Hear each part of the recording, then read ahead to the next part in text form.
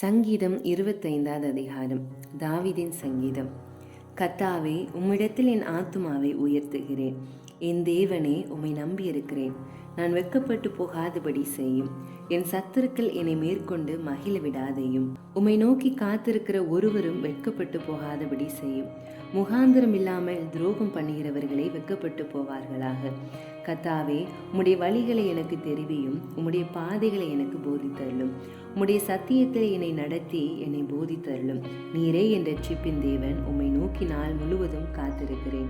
கர்த்தாவே, உம்முடைய இரக்கங்களையும் உம்முடைய காருணியங்களையும் நினைத்தருளும். அவைகள் அநாதி காலம் முதல் இருக்கிறதே. என் இளவயதின் பாவங்களையும் என் மீறுதல்களையும் நினையாதிரும். கர்த்தாவே, உம்முடைய தயவின் நிமித்தம் என்னை உமது கிருபையின்படியே நினைத்தருளும். கர்த்தர் நல்லவரும் உத்தமருமாயிருக்கிறார். ஆகையால் பாவிகளுக்கு வழியை தெரிவிக்கிறார். சாந்த குணமுள்ளவர்களை நியாயத்திலே நடத்தி சாந்த குணமுள்ளவர்களுக்கு தமது வழியை போதிக்கிறார். கர்த்தருடைய உடன்படிக்கையையும் அவருடைய சாட்சிகளையும் கை கொள்கிறவர்களுக்கு உடைய பாதைகள் எல்லாம் கிருபையும் சத்தியமுமானவைகள். கர்த்தாவே, என் அக்கிரமம் பெரியது. உம்முடைய நாமத்து நிமித்தம் அதை மன்னித்தருளும்.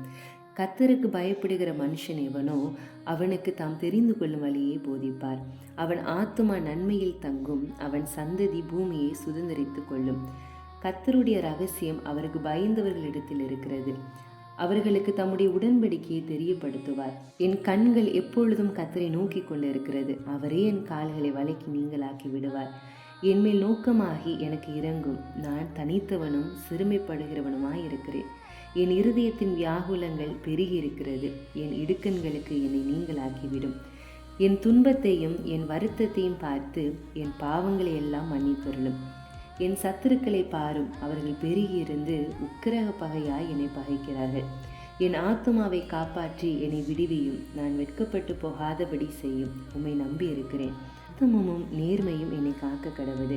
நான் உமக்கு காத்திருக்கிறேன். தேவனே, இஸ்ரவேலை அவனுடைய எல்லா இக்கட்டுக்கும் நீங்களாக்கி மீட்டுவிடும்.